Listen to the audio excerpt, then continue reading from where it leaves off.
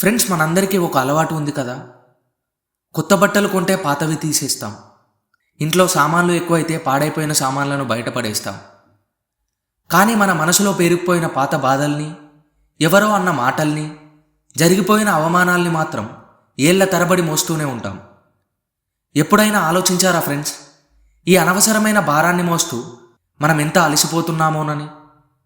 మనం కొత్తగా ఏదైనా మొదలు పెట్టాలన్నా, ప్రశాంతంగా ఉండాలన్నా మొదట మన చేతుల్లో ఉన్న ఆ పాత బరువుని కింద పడేయాలి.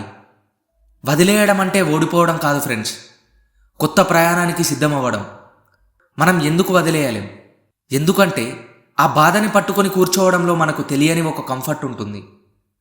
వాడు నన్ను మోసం చేశాడు, లేదా నాకు అన్యాయం జరిగింది అని పదే పదే చెప్పుకోవడం వల్ల మనం ఒక విక్టిమ్ రోల్లో ఉండిపోతాం.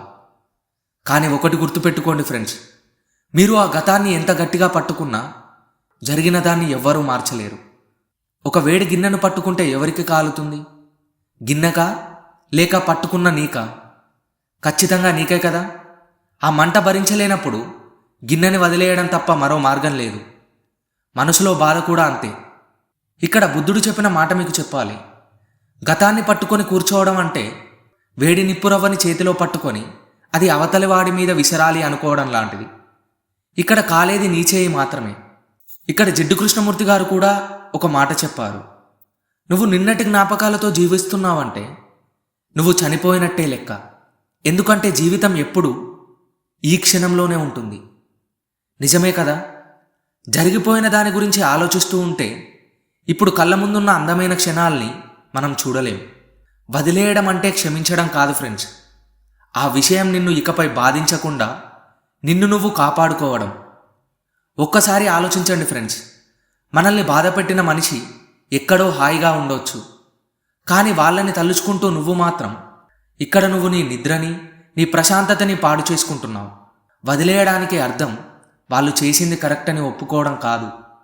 వాళ్ళు ఏం చేసినా నా మనశ్శాంతిని పాడు చేసే హక్కు వాళ్ళకి ఇక లేదు అని నీకు నువ్వే చెప్పుకోవడం. నీ హృదయంలో అనవసరమైన వాళ్ళకి రెంటు లేకుండా చోటివ్వడం ఆపేయి. సో ఫైనల్గా ఫ్రెండ్స్, ఈరోజు నుంచి ఒక చిన్న ప్రయత్నం చేద్దాం.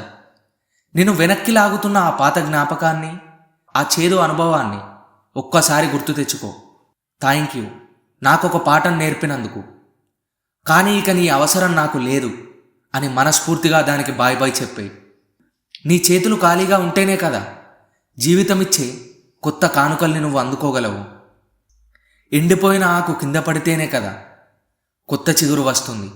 నీ లైఫ్లో కూడా కొత్త చిగురు రావాలంటే పాత బాధల్ని రాల్చేయక తప్పదు.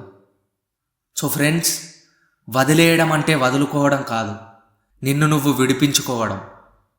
సో ఈ వీడియో ఇంతే ఫ్రెండ్స్. ఈ వీడియో మీకు ఎలా అనిపించిందో మీ అభిప్రాయాన్ని మాతో కామెంట్ బాక్స్లో పంచుకోండి.